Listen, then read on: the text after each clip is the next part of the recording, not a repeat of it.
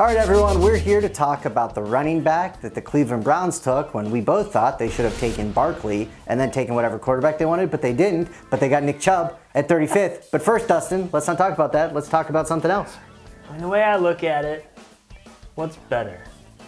Barkley and whatever quarterback was there, and Hyde should have never been signed, or Mayfield and Chubb. I think the other one's better. It's just like... I think the other one's better. Yeah, but I mean, they took a corner. It's not like they took... You totally have a fantasy lens on that. That's what you just did. But I'm talking as you should, Dustin. Ticket sales, excitement level, jersey sales. I would have done that too. I would have gone Barkley and I would have gone best available So much more exciting. Yeah, but I agree. Anyway, we'll talk about Chubb in a second.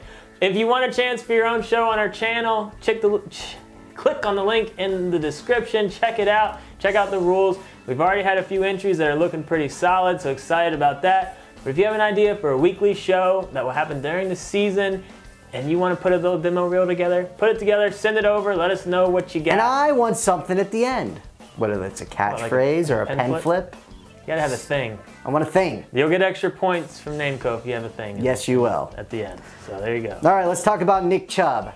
Here's the deal. He went 35th overall to the Cleveland Browns. And coming into the draft in the combine, it's not, he was supposed to go right around here. This is where everyone thought. So it's not like the Browns reached to take a running back. It's not like this guy necessarily fell into the lap. But when you're looking at Chubb, he had a 4.5 40, which is solid. He did have 29 on the bench, which does mean he is a strong, strong young man. So while he's not the shiftiest type of player, he's still solid, and he is going to be a bigger bruiser back that I think is a good pairing with Duke Johnson, but I digress.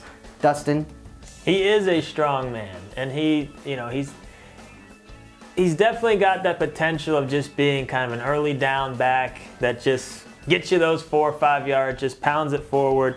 You know, he does have some little shiftiness with his feet, but we see him as more of a kind of a straight runner. Put your head down and go. He averaged 6 yards per carry last year.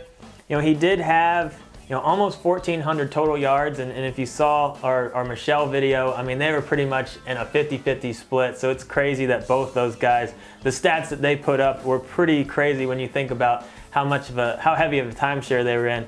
He had 15 rushing touchdowns, only 4 catches though. So, with like Brent said, with Duke out there, we don't really see him doing much on third downs, doing much in the passing game. We see him as more of like an early down guy is what we're seeing. Yeah, I mean, he's not an every down back, and there's not a ton of those in the league anyway at this point anymore. And if you look at their depth chart, Duke Johnson's certainly going to hurt him on third downs and all the passing downs, and I love Duke Johnson, so Duke Johnson's the man. He's going to keep playing. I wish I could keep him in my keeper league, but I can't. Here's the problem, though, with him for this year. They signed Carlos Hyde. And they are, if you look at Chubb, you look at Hyde, they're a very similar type of runner, very similar comparison. So who wins that battle is really going to dictate who's going to get more carries, I feel. And it could be Hyde. So that makes him a little bit tougher when it comes to drafting. So Dustin, where the heck are we taking this guy? So when you always got to consider all the factors. One of them's overall upside. How much are you going to be on the field? And how good is the team that you're on?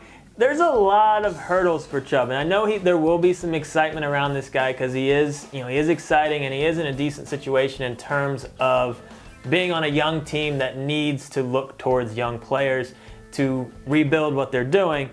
But Hyde's definitely going to get the first shot, so that's trouble. Even if Hyde goes down, Duke Johnson's still going to get a lot of touches. So just the overall touches that Chubb's going to get is where are you taking him? I'm building it up. I know, I just want to know at this point. I'm building it up. So we have him right now kind of past the 10th round, 10th, 11th round, kind of around the James Whites of the world, the Crowells of the world, kind of those last couple, starting running backs that go off the board, and then, kind of the PPR specialist guys kind of around that realm. There's just too many question marks around his usage, and even if he does end up getting goal lines, how much are they even going to be at the goal line?